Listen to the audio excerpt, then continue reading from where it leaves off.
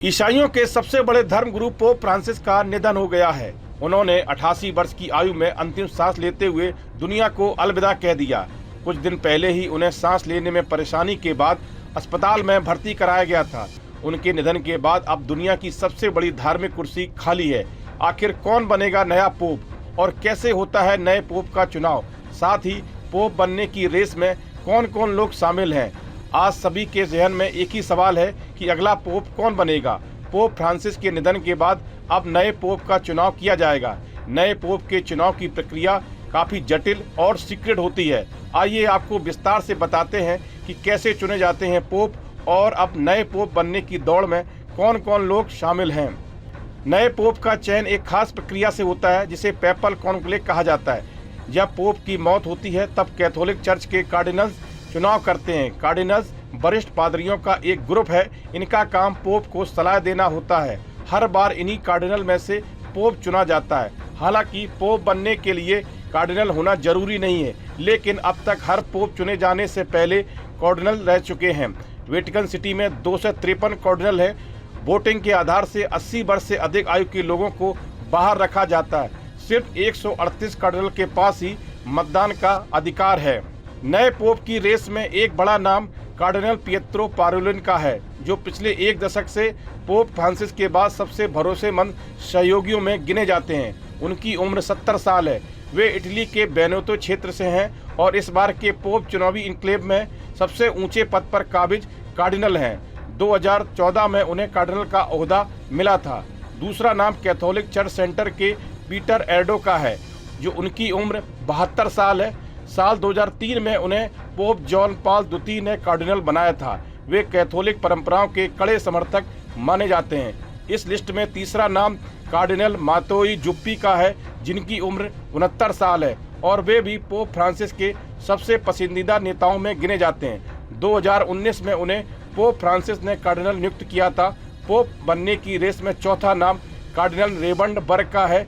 उनकी उम्र 70 साल है। 2010 में उन्हें कार्डिनल बनाया गया था।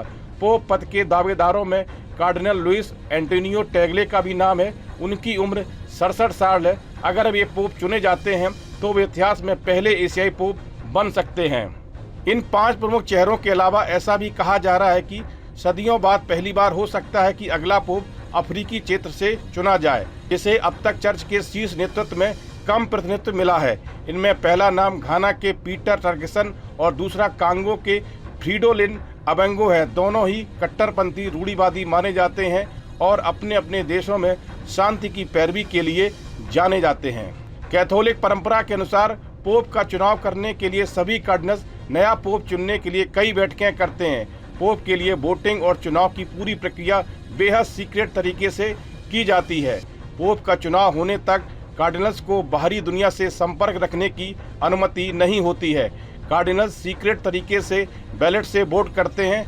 हर दिन 4 राउंड तक वोटिंग चलती है और तब तक चलती है जब तक किसी उम्मीदवार को 2/3 वोट नहीं मिल जाते। इस प्रक्रिया की शुरुआत में स्पेशल मॉर्निंग गैदरिंग होती है, जहां 138 कार्डिनल सिस्टीन चैपल में बैठते हैं। यही कार्डिनल मिलकर नए पोप का चुनाव करते हैं। जब तक पोप के चुनाव की प्रक्रिया तक सभी कार्डिनल खुद को कॉन्क्लेव के भीतर कैद कर लेते हैं। इसके बाद वोटिंग और फिर नतीजों का ऐलान होता है। जब पोप का चुनाव हो जाता है तब बैलेट को स्टोव में खास केमिकल के साथ जलाया जाता है ताकि धुएं का रंग बदल जाए। धुएं के इस रंग को देखकर ही बाहर के लोगों को पता चलता है कि नए पोप का चुनाव हो गया है। पोप चुनने के बाद कार्डिनल अपने लिए एक नाम का चयन करते हैं। इसके बाद नए पोप मिल गए की घोषणा होती है और फिर नए पोप पूर्व निर्धारित कपड़े पहनकर बेसिलिका की बैल्कनी में आते हैं, जहां हजारों बेताब लोग उनकी पहली झलक पाने का इंतजार करते हैं। वह दुनिया भर में बसे करोड़ों कैथोलिक ईसाइयों के धर्मगुरु होते हैं। पोप का पद कैथोलिक चर्च के लिए बहुत महत्वपूर्ण है। पोप को चर्च का सर्वोच्च धार्मिक नेता माना जाता है। पोप के द्वारा लिए गए फैसले दुनिया भर के करोड़ों कैथोलिक के जीवन को प्रभावित करते हैं। कैथोलिक समुदाय के लिए पोप फ्रांसिस की मौत निश्चित रूप से किसी सदमे से कम नहीं है। पोप फ्रांसिस की मौत के बाद दुनिया भर में लोग उनको श्रद्धांजलि अर्पित कर रहे हैं। पोप फ्रांसिस का जन्म 17 दिसंबर 1936 को अर्जेंटीना के ब्यूनस आयर्स में हुआ था। उनका असली नाम जॉर्ज मारियो बर्गेलियो था।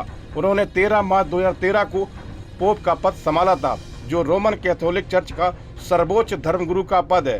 रोम के बिशप और वेटिकन के राज्याध्यक्ष को पोप कहा जाता है। पोप फ्रांसिस लैटिन अमेरिका से आने वाले पहले पोप थे। पोप फ्रांसिस ने अपने कार्यकाल में चर्च में सुधारों को बढ़ावा दिया। उनको अपने मानवीय क्षेत्र में किए गए कामों के लिए भी याद किया जाएगा। इस वीडियो में फिलहाल इतना ही। आप बने रहिए न्यूज नेशन के डिजिटल प्लेटफॉर्म के साथ। न्यूज नेशन अब व्हाट्सएप पर खबरों के ताजा अपडेट के लिए न्यूज नेशन के इस QR कोड को स्कैन करें।